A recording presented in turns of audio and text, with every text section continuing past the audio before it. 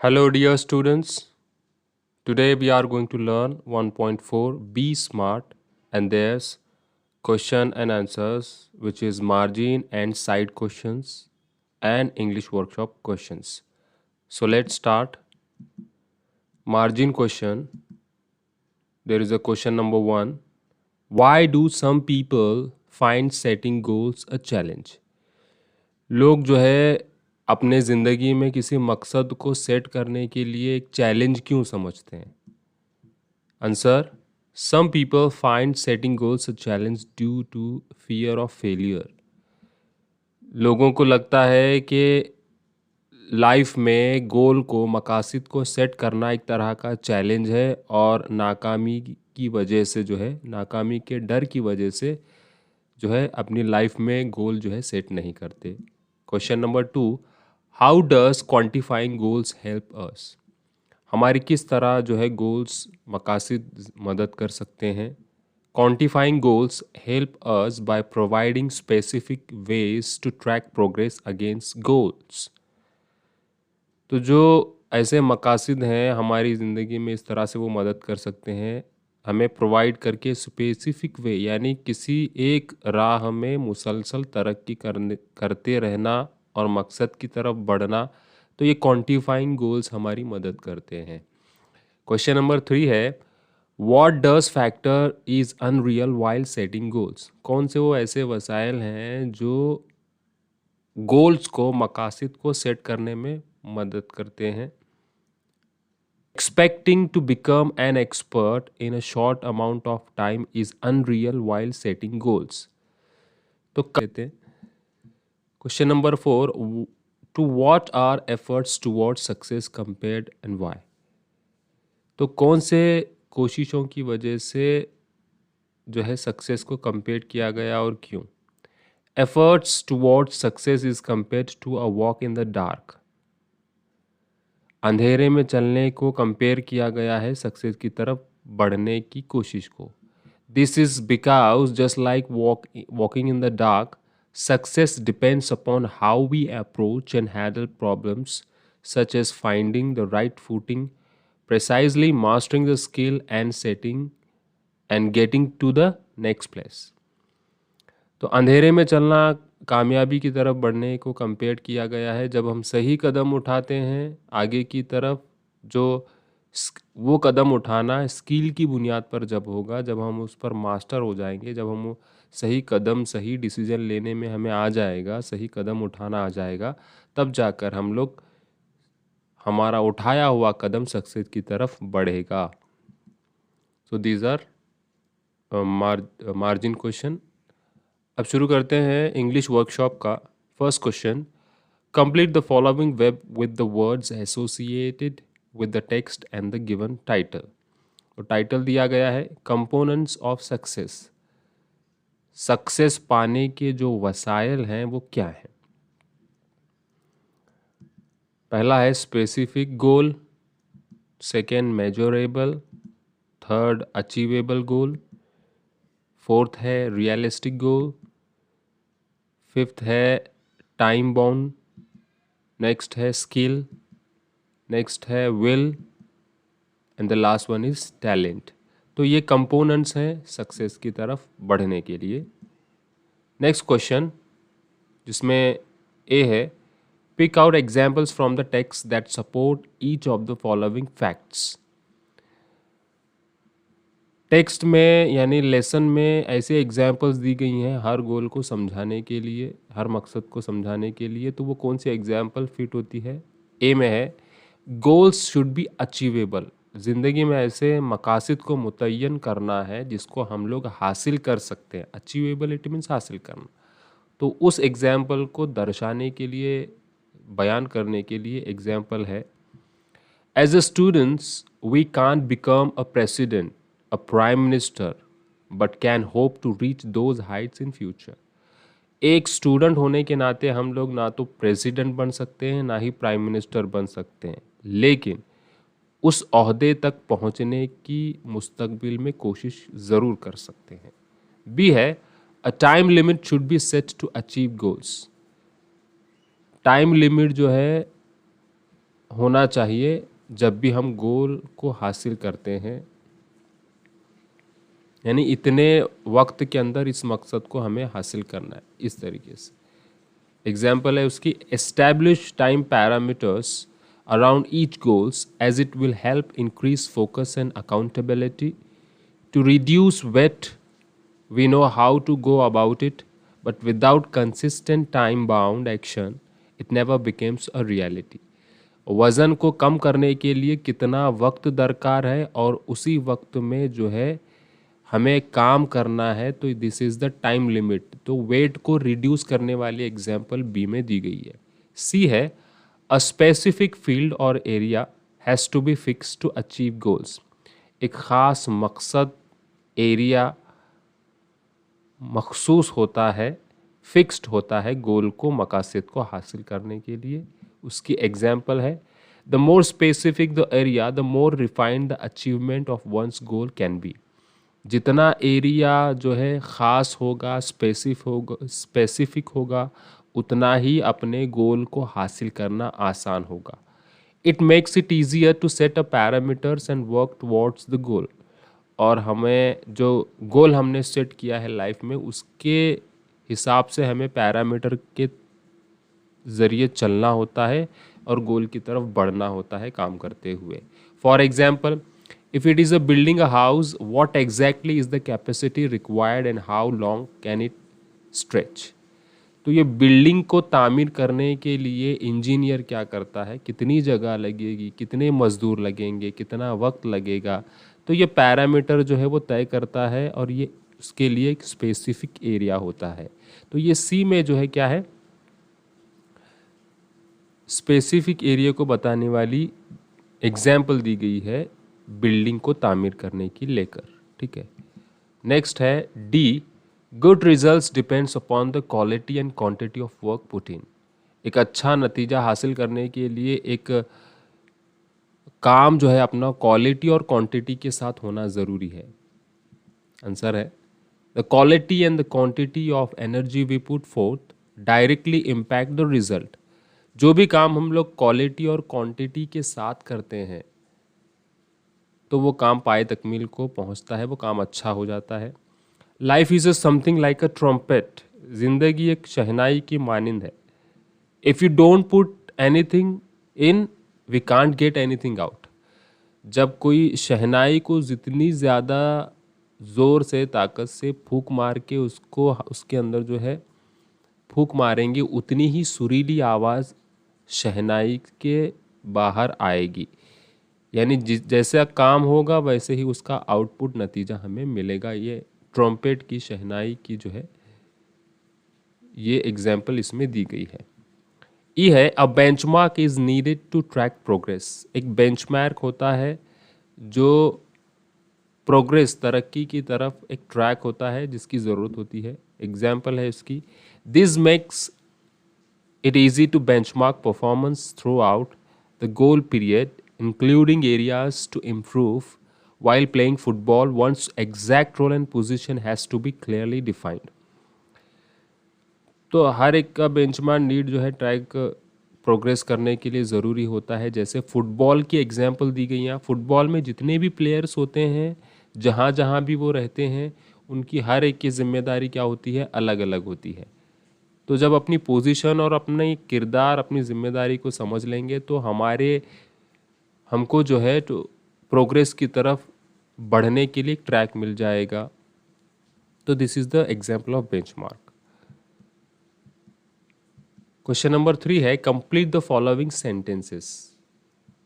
Smart goals उसे कहेंगे, a methodology of thinking that helps people each success. के लिए मदद करता है कि ज़िंदगी में लोगों को सक्सेस की तरफ कैसे बढ़ाया जाए।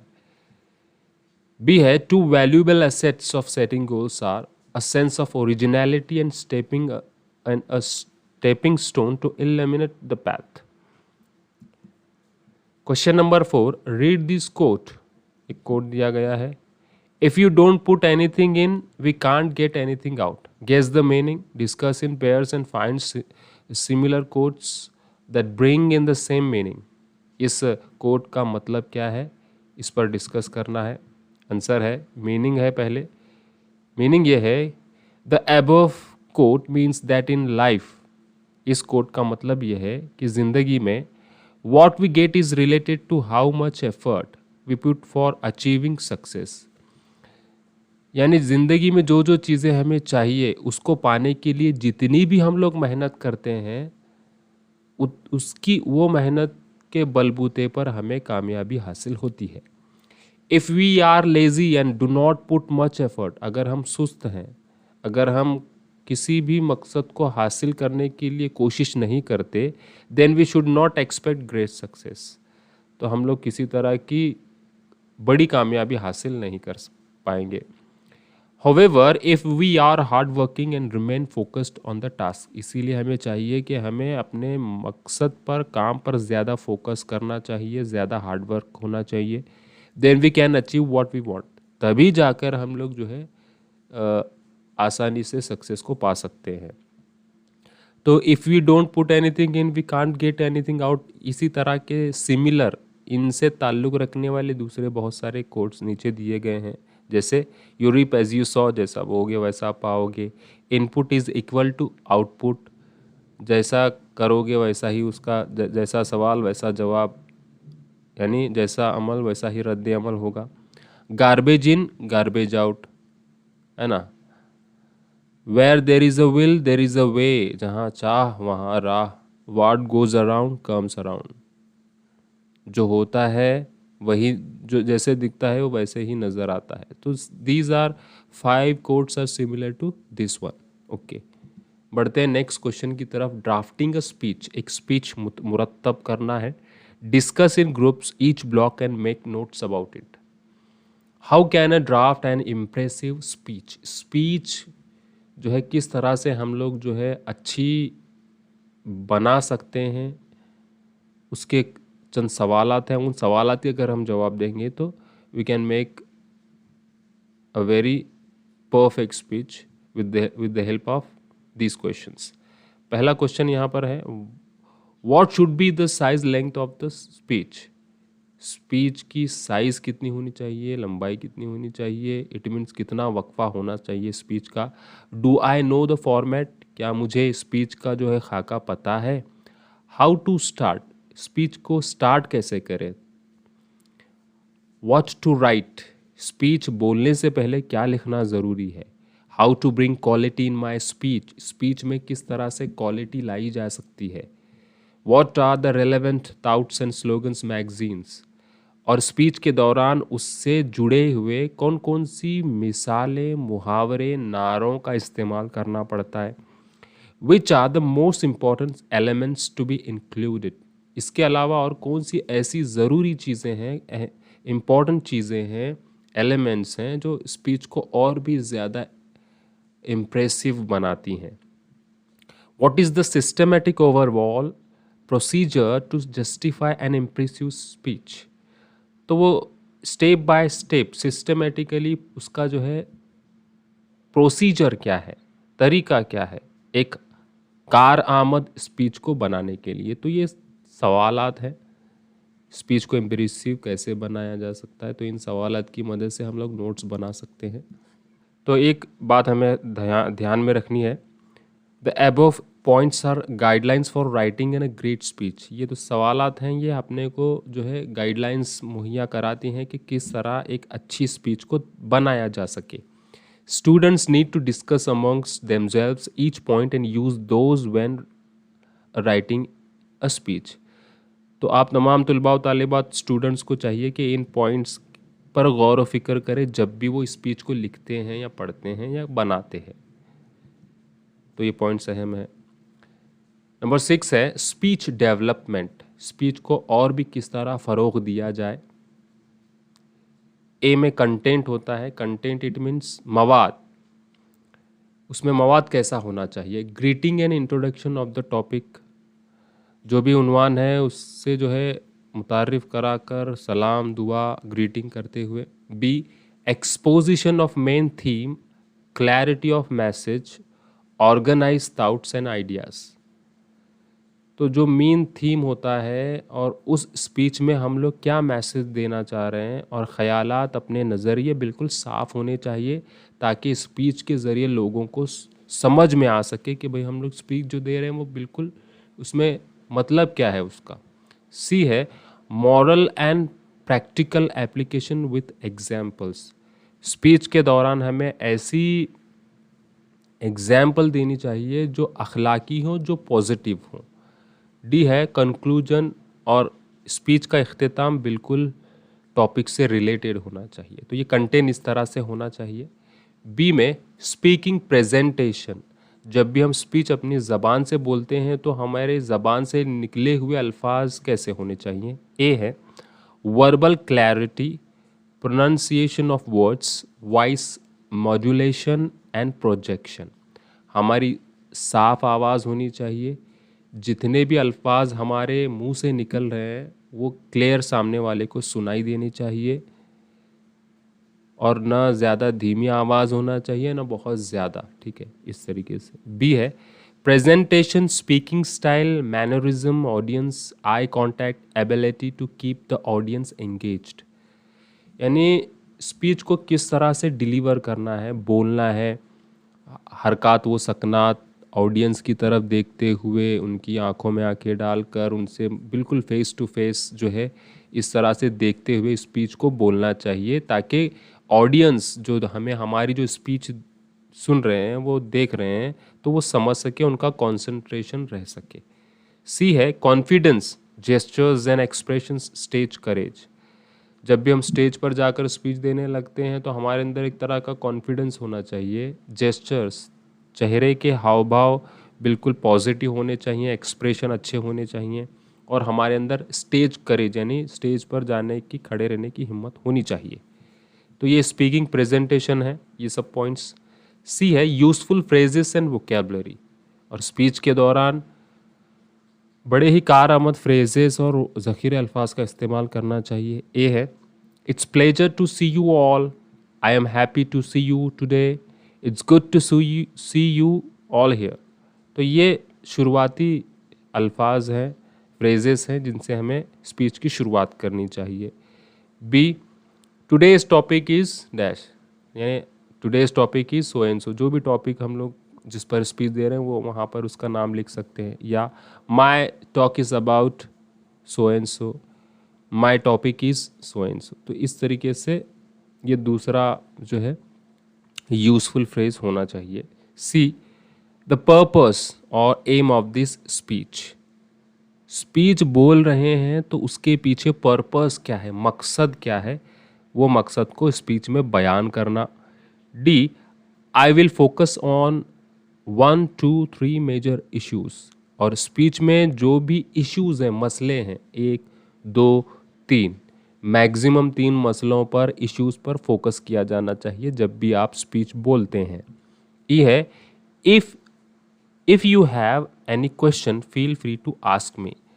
तो स्पीच ख़त्म हो जाने के बाद आप ऑडियंस को भी इन्वॉल्व कर सकते हैं कि अगर आपका कोई इस स्पीच को लेकर कोई सवाल है इस मौजू पर, तो फील फ्री टू आस्क, आप बिला झिझक मुझसे पूछ सकते हैं।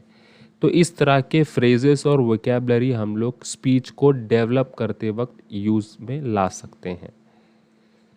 क्वेश्चन नंबर 7 है do's and don'ts for delivering a speech at some more points. यानी स्पीच को जब भी हम लोग ऑडियंस के सामने स्टेज पर आकर बोलने लगते हैं तो कुछ चीज़ें होती हैं जिसको डूज में हमें करना होता है, जो स्पीच को अच्छा बनाती हैं। डूज यानी करना, और कुछ चीज़ें ऐसी होती हैं स्पीच बोलते वक्त डोंट्स में, डोंट्स वाली वो होती हैं, यानी स्पीच में हमें वो नहीं करना है। तो एक डूज और एक डोंट्स हम लोग देखेंगे। तो यहाँ पर डूज में ऑलरेडी दो जो है दिए गए पॉइंट्स। पहला पॉइंट डूज में है टॉक स्लोली, डूज में जो है स्पीच के दौरान थोड़ा आहिस्ता से बात करनी चाहिए। डोंट्स में डोंट मम्बल, यानी बड़बड़ाना नहीं चाहिए। डूज में नंबर 2 एम्फसाइज कीवर्ड्स, एम्फसाइज रोशनी डालना, यानी जो स्पीच के मेन अल्फाज हैं उस पर ख़ास रोशनी डालनी चाहिए। डोंट्स में डोंट लुक अप और डाउन। स्पीच जब भी बोलते हैं तो फेस टू फेस ऑडियंस से मुखातिब होकर बोलनी चाहिए, ना ही नीचे नहीं देखना चाहिए, ना ही ऊपर देखना चाहिए। फेस टू फेस हमारा रुख होना चाहिए जब भी हम स्पीच बोलते हैं। तो डूज में नंबर 3 आता है बी कॉन्फिडेंट। हमें हमेशा अपने आप पर जो है कॉन्फिडेंस होना चाहिए जब भी स्पीच बोलेंगे। डोंट में डोंट रिपीट थिंग्स, यानी स्पीच में जो भी लाइन्स हम बोलते हैं तो बार बार वही लाइन रिपीट नहीं करना चाहिए। नंबर 4 में डूज में नंबर 4 मेंटेन आई कांटेक्ट, यानी जब ऑडियंस से बिल्कुल जो है फेस आमने सामने रहते हुए आई कांटेक्ट, उनसे आंखों में आंखें मिलाकर उनसे मुखातिब होना चाहिए while we delivering a speech, जब हम स्पीच बोलते हैं। डोंट्स में number 4 don't talk too long, यानी स्पीच जब हम बोलने के लिए खड़े हो जाते हैं तो ज़्यादा लंबी चौड़ी स्पीच नहीं होना चाहिए ताकि ऑडियंस बोरियत महसूस करे। डूज में नंबर 5 रिमेन चेयरफुल, हमेशा हसास बसास बिल्कुल निडर होकर स्पीच बोलनी चाहिए। डोंट्स में नंबर 5 डोंट बी नर्वस, यानी उदास मायूस एक जो है एक नर्वसनेस हमारे अंदर नहीं होना चाहिए। डूज में गिव एग्जाम्पल्स, स्पीच में बहुत सारी मुख्तलिफ़ किस्म की एग्जाम्पल्स के ज़रिए स्पीच और भी इफ़ेक्टिव बनाई जा सकती है। डोंट्स में डोंट फॉरगेट, यानी जो भी स्पीच बोल रहे हैं वो स्पीच के दौरान जो है किसी भी किस्म की भूल हमसे नहीं होनी चाहिए, कोई भी चीज़ भूलना नहीं चाहिए। डूज में बी पोलाइट, यानी हमें एकदम शांत स्वभाव से, शांत मिजाज से स्पीच को बोलना चाहिए। डोंट्स में आखिरी पॉइंट है डोंट बी रेस्टलेस, यानी किसी तरह का गुस्सा या बेचैनी हमारे अंदर नहीं होना चाहिए। तो ये हैं do's and don'ts if you are delivering a speech. Question number 8 है you are going to participate in an inter school elocution competition. आप एक इंटर स्कूल मुकाबला जाती जो है कंपटीशन में, इंटर स्कूल में जो लिया जा रहा है उसमें आप हिस्सा ले रहे हैं। The subject given to you is how to achieve success in life. Subject दिया गया है कि ज़िंदगी में कामयाबी कैसे हासिल करें, इस पर मजमून लिखना है। ठीक है, ड्राफ्ट अ स्पीच, और वो उस पर एक स्पीच लिखना है और लिख कर टू प्रेजेंट इट, और उसको प्रेजेंट करना है इन द कंपटीशन। कंपटीशन में उसको क्या करना है, प्रेजेंट करना है। कौन से मौजू पर, how to achieve success in life. तो ये पॉइंट्स हैं।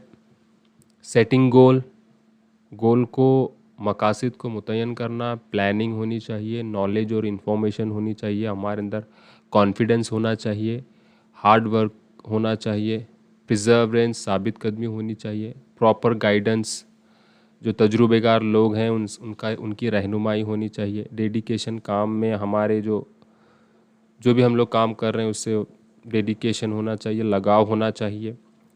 Following examples of successful people, और ऐसे सक्सेसफुल पर्सनालिटी की एग्जाम्पल्स हमें पेश करना चाहिए। पैशन, शौक और जज्बा, सेक्रीफाइस, इसार और कुर्बानी का जज्बा, नेवर गिव अप एटीट्यूड, यानी कभी हार नहीं मानना चाहिए।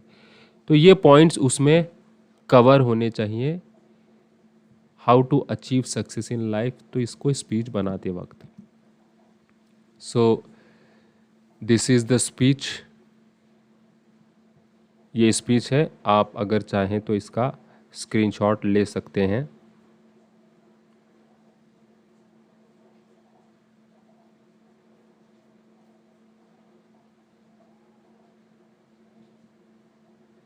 ओके, नाउ क्वेश्चन नंबर 9 है प्रोजेक्ट वर्क। ये आपको खुद से करना है बच्चों। प्रोजेक्ट क्या है, your goal this years to successfully pass out from the secondary school, so let us be smart and note down the following. इस साल का आपका जो है एक गोल आपने सेट किया है कि सेकेंडरी स्कूल सर्टिफिकेट यानी एसएससी का जो आपका बोर्ड एग्ज़ाम है उसको आप अच्छे नंबर से कामयाब करना है। तो इसके लिए आपको स्मार्ट बनना पड़ेगा। तो स्मार्ट बनने के लिए जितने भी 5 जो गोल्स हैं उसको पूरा करना पड़ेगा। ए में क्या है, स्पेसिफिक एरिया। तो स्पेसिफिक एरिया क्या है, यहाँ पर सब्जेक्ट्स हैं and number of units lesson. तो जैसे यहाँ पर इंग्लिश अपना जो है 4 यूनिट्स हैं, ठीक है, और हर यूनिट में कितने हैं वो आप उसको अंदाज़ा लगाना चाहिए। बाकी का जो भी अपने दिगेर मज़ामीन है, मैथ्स है, साइंस है, हिस्ट्री, ज्योग्राफी, हिंदी, मराठी, उर्दू, इस तरीके से उसके कितने लेसन्स हैं, कितने यूनिट्स हैं, सरसरी सभी के जो है आम तौर पर इस तरीके से बनाएंगे। तो ये स्पेसिफिक एरिया होगा। बी है मेजरेबल, पैमाइश, comparisons of scores in previous examination and in recent one. जो भी टेस्ट हुए 9th क्लास में या फर्स्ट टेस्ट तुम्हारे हो रहे हैं या हुए हैं, तो उसमें और पिछले हुए जो टेस्ट में उसमें कंपैरिजन करना चाहिए। पहले टेस्ट में जो ख़राब था तो सेकेंड टेस्ट में थोड़ा अच्छा होना चाहिए, फिर फर्स्ट सेमेस्टर में उससे बेहतर होना चाहिए। जो जितने भी प्रीवियस टेस्ट हुए या जितने भी इम्तहानात हुए उनका कंपैरिजन करना चाहिए फ़िलहाल में और आने वाले एग्जामिनेशन में। सी है अचीवेबल गोल, यानी ऐसे गोल हमें सेट करना चाहिए जो जिसको हासिल कर सकते हैं। जैसे target scores performance in SSC exams, जैसे मुझे गुड मार्क्स लेना है, 90 एबोव लेना है ना, डिस्टिंक्शन लेना है, ये हम गोल सेट कर रहे हैं। तो ये 3 गोल्स हो गए। इस तरह से प्रोजेक्ट वर्क है। नंबर डी है, नंबर 4 में realistic approach, plan of action that matches with your expertise resources. For example, make a study time table and follow it regularly. तो जो तुमने गोल सेट किया है कि बाबा मुझे 90 मार्क्स लेना है, 90% लेना है ऐसे ऐसे एग्ज़ाम में, तो उसके लिए कौन कौन सी चीज़ें ज़रूरी हैं उनका जो है यहाँ पर फहरिस्त बनाना है, और उसको पाने के लिए कौन कौन सी चीज़ें ज़रूरी हैं, रिसोर्सेस। जैसे यहाँ पर एक एग्जांपल दी गई है, make a study time table and follow it regularly, यानी टाइम टेबल बनाना है स्कूल के अलावा और उसके मुताबिक पढ़ाई करनी है। तो ये रियलिस्टिक अप्रोच है। Time bound action, days required for revision, यानी सब्जेक्ट के नाम लिखना है यहाँ पर दूसरे कॉलम में, डेज फॉर रिवीजन, यानी पूरा सिलेबस ख़त्म होने के बाद कौन से सब्जेक्ट को कितना वक्त पढ़ाई के लिए देना है। तो ये टाइम एक्शन है, टाइम बाउंड एक्शन है, इसके मुताबिक हम कर सकते हैं। तो ये ABCDE ये 5 गोल की मदद से स्मार्ट हम लोग बन सकते हैं। तो this is your project work. तो ये था बी स्मार्ट का मार्जिन क्वेश्चंस और इंग्लिश वर्कशॉप के questions. Hope you all student understand very well. Thanks for watching.